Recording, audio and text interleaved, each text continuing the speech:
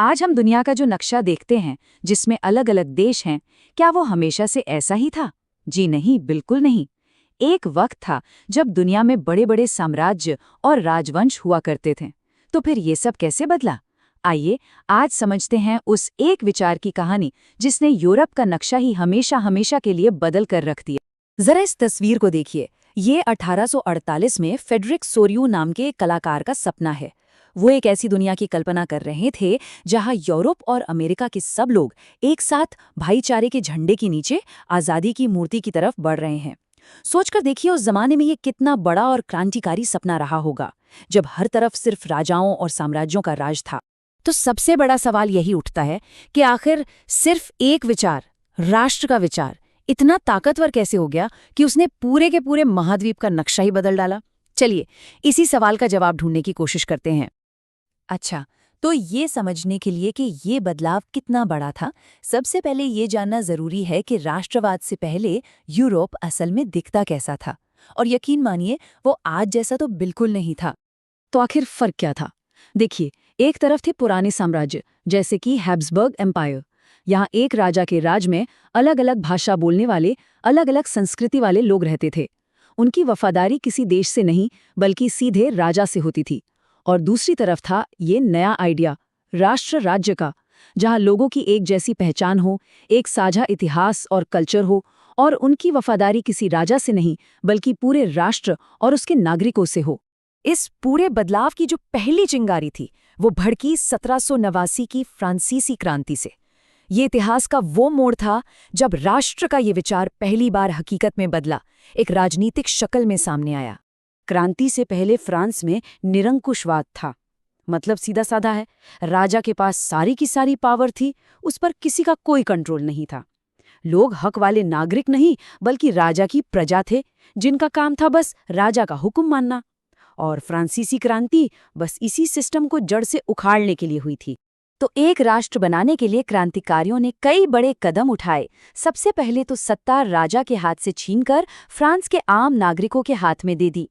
फिर राजा के झंडे को हटाकर नया तिरंगा झंडा अपनाया गया। पितृभूमि और नागरिक जैसे नए विचार लाए गए ताकि लोगों में अपनेपन का एहसास हो। और इतना ही नहीं, पूरे देश में एक जैसे कानून और एक जैसा नापतोल का सिस्टम भी लागू किया गया। पर यह कहानी सिर्फ फ्रांस तक ही सीमित नहीं रहनी थी। क्रांतिकारियों ने ऐलान कर दिया कि उनका मिशन तो पूरे यूरोप के लोगों को तानाशाही से आज़ाद कराना है और उन्हें भी एक राष्ट्र बनाने में मदद करना है। और फिर कहानी में एंट्री होती है नेपोलियन बोनापार्ट की, एक बड़ा ही दिलचस्प किरदार, जिसने एक तरफ तो राष्ट्रवाद के इस आइडिया को पूरे यूरोप में फैलाया और दूसरी तरफ उसी के रास्ते में रुकावटें भी पैदा की। नेपोलियन ने अपने मशहूर नेपोलियनिक कोड से कई बड़े सुधार किए। उसने जिन भी इलाकों को जीता वहां जन्म से मिलने वाले सारे विशेषाधिकार खत्म कर दिए, कानून के सामने सबको बराबर कर दिया और लोगों को संपत्ति का अधिकार दिया, सामंती व्यवस्था को खत्म कर दिया। देखा जाए तो ये सब एक आधुनिक राष्ट्र बनाने की ही तैयारी थी। लेकिन यहाँ कहानी में एक बड़ा ही मजेदार मोड़ आता है। शुरू में तो लोगों ने नेपोलियन की सेनाओं का स्वागत किया, उन्हें लगा कि ये हमें आज़ाद कराने आए हैं। पर जल्द ही उन्हें समझ आ गया कि ये आज़ादी नहीं बल्कि फ्रांस का कब्जा है। और मजे की बात यह है कि इसी कब्जे की वजह से उन लोगों के अंदर अपनी खुद की राष्ट्रीय भावना और भी ज्यादा भड़क उठी। अच्छा, नेपोलियन की हार के बाद यूरोप में एक नई लड़ाई शुरू हो गई। ये लड़ाई थी नए विचारों और पुरानी व्यवस्था के बीच। एक तरफ थे राष्ट्रवाद और उदारवाद और दूसरी तरफ थे पुराने साम्राज्य जो अपनी सत्ता छोड़ना नहीं चाहते थे।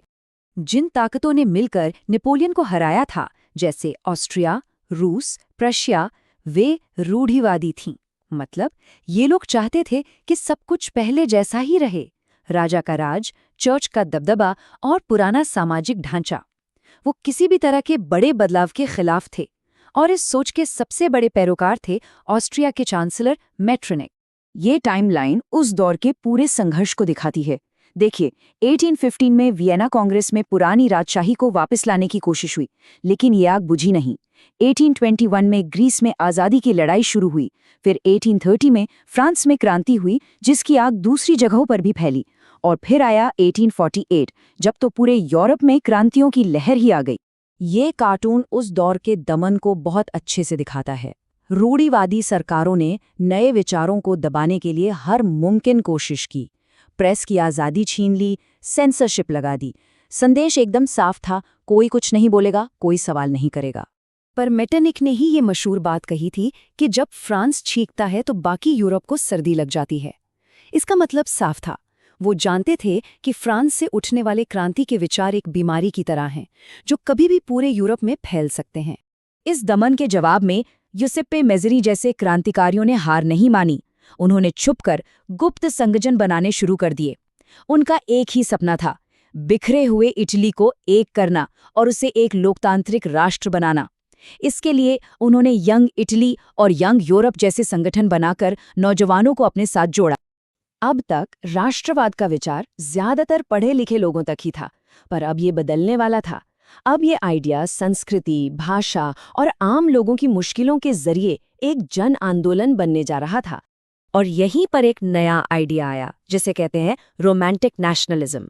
योहान गॉटफ्रीड हर्डर जैसे थिंकर्स का कहना था कि किसी भी देश की असली पहचान या उसकी आत्मा राजा महाराजाओं के महलों में नहीं मिलती, बल्कि वहां के आम लोगों यानी दासफोक के लोकगीतों, कहानियों और उनकी संस्कृति में मिलती है।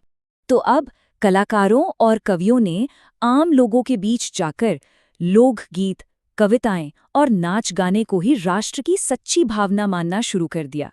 जैसे जर्मनी में ग्रिम ब्रदर्स ने लोक कथाएं जमा करके एक जर्मन पहचान बनाने की कोशिश की। वहीं दूसरी तरफ पोलैंड पर जब रूस का कब्जा था, तो वहां के लोगों ने अपनी भाषा और संगीत को ही अपने विरोध का हथियार बना लिया। 1848 आते आते यूरोप में हालात एक तरह से बारूद के ढेर पर बैठे थे। क्यों? क्योंकि एक तरफ तो फसलें खराब होने से भूखमरी फैली हुई थी, दूसरी तरफ इंग्लैंड के मशीनी सामान की वजह से बेरोजगारी आसमान छू रही थी, और इन सब के ऊपर से लोग संविधान और राष्ट्रीय एकता जैसी राजनीतिक मांगे भी कर रहे थे। ये तीनों चीजें जब मिली तो एक बड़ा विस्फोट होना तय था। और आखिरकार 1848 में वो विस्फोट हो ही गया। आर्थिक तंगी और भूखमरी से परेशान आम लोग सड़कों पर उतर आए, और इस बार उनके साथ राष्ट्रवाद और उदारवाद के विचार भी थे। ये सिर्फ एक आइडिया की लड़ाई नहीं थी, ये पेट की आग और आज़ादी की चाह दोनों की लड़ाई थी। हालांकि 1848 की ये क्रांतियां अपने मकसद में तुरंत कामयाब नहीं हो पाईं, ज्यादातर को कुचल दिया गया, लेकिन इन्होंने एक विचार को हमेशा के लिए जिंदा कर दिया, राष्ट्र राज्य का विचार, और साथ ही एक बड़ा सवाल भी खड़ा कर दिया जो आज भी उतना ही जरूरी है कि जब हर कोई, हर समूह अपने लिए एक अलग राष्ट्र की मांग करने लगता है, तब क्या होता है? इस सवाल का जवाब हमें अगली 1 सदी के इतिहास में देखने को मिला।